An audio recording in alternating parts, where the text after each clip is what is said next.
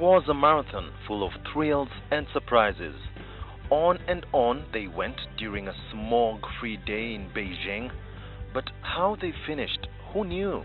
Who knew that the defending champion would end it with a whimper rather than a bang? We had expected the defending champion, the Olympic champion Stephen Kiprotich, to feature prominently. He did for much of the race.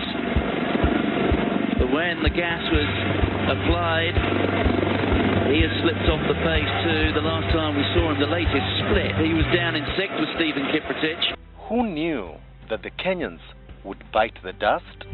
No sign at all of the Kenyans in the top dozen or so.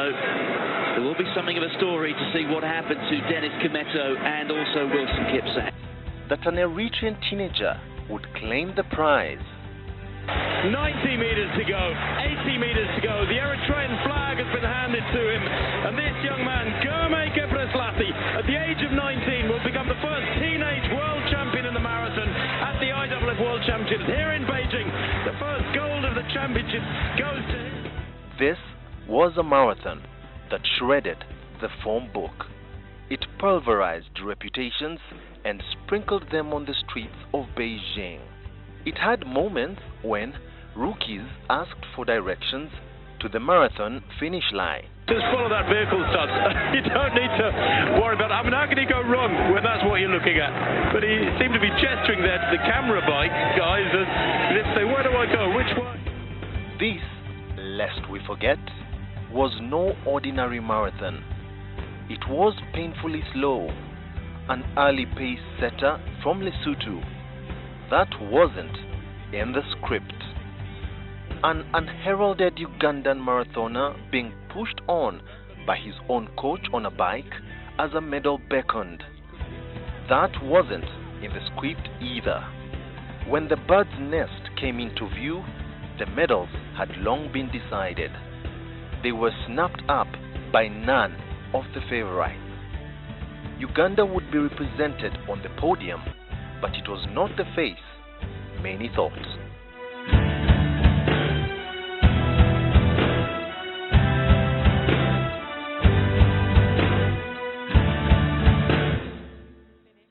Surprises, upsets, and allegations in athletics this year, but the headlines were made by a one Solomon Mutai. Yeah, and would you have betted your bottom dollar? Not at all. it was a surprise. We did take a four-strong marathon team to Beijing, but many people expected then defending champion Stephen Kiprotich to be the top of the show.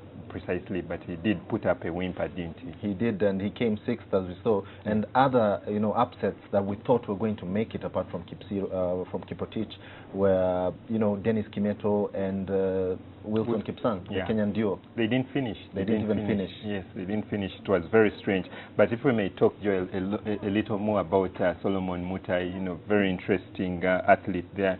Started out as, would you believe it, someone who used to run 1,500 meters. And he ended up in the marathon, and in this, his second major global event, he won a medal. Very surprising effort. What kind of power in the lungs do you need to make that kind of change, Robert? Because 1,500 meters to a marathon of 42 kilometers is no easy feat. Yes, it's no easy feat, because even Stephen Kiprotich, who transited from 10,000 meters, you'd at least say 10,000 meters, a little closer to the marathon. But for Solomon Mutai, it was an incredible shift, and he topped it up with this big medal. But also there was a big story there that was made by Jackson Kiprop, who managed to place in the top 10 of the marathon, which must have been greatly pleasing for him, considering that just a couple of years back he was bedridden. He was left bedridden at Mulago Hospital. It was a subtle disease, that had left him. Many people were quick, to write his epitaph, his athletics epitaph, but the way he recovered and he came back, I'm sure he will fancy his chances of at least, making a top 6 or top 5 finish next year at the Olympics in Brazil. And making a top 10 finish in a lineup that constitutes of such star-studded runners is something else on its own. But let's talk about Stephen Kiprotich. What happened to him? I mean, is his form taking a dip? I don't know, Joel, what happened to him. We were all surprised. You know, he didn't seem to be in his element from the get-go. There was something, because we know him as, you know, this majestic marathoner, a guy who runs, you know, with this grace, but he seemed to be, you know, grimacing at one point. He didn't seem to be in his own element. A report came out by the IAAF that incriminated Kenyan athletics for doping and picked out at least 2 runners in the 400 meters. Yes, and there was even Emily Chebet, you know, who is now serving a 2-year ban.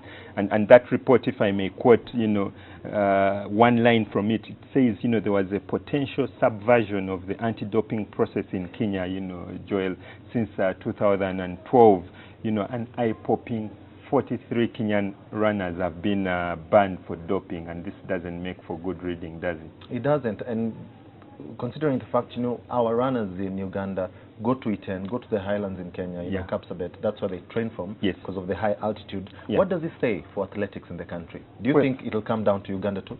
It does. Well, Joel, when Kenya sneezes, Uganda catches a cold. It's that simple. You've quite rightly pointed out the fact that the likes of Stephen Kiprotich, the likes of Abraham Kiplimo, the likes of Moses Kipsiro, they do train in Kenya.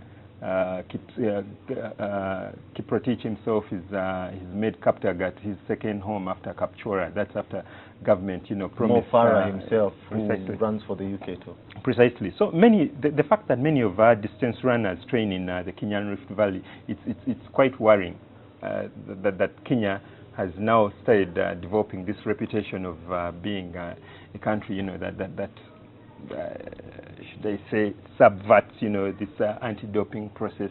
Obviously, the Athletics Federation back home here, Uganda Athletics Federation, Dominic Otuchet, came out early this month in December and assured Ugandans that Ugandan athletes are clean, that we haven't registered any failed doping case since 1997, since he took over, since he was involved in Athletics Federation. That is reassuring, but you know that it only takes in a snap of a finger for something to change quite drastically. It does indeed, and if you're an ardent athletics follower in the country, you will notice that Moses Kipsiro didn't quite feature this year, and I'll tell you why. Because he was battling courts in and out because of one Peter Wemale who he accused of raping teenage athletes. Because at one point he said he feared for his life, but he seems to be eyeing the marathon. He does. I hope he does come back stronger than he's been having a few road races, fared really well in England, and it will be interesting to see what 2016 brings for him. Brighter clouds for the Rio Olympics. We wonder how Uganda will fare in that. Very many athletes who have broken through and had false dawns, the likes of winning Nanyondo a few years back. You don't know what will happen in 2016. We'll wait to see.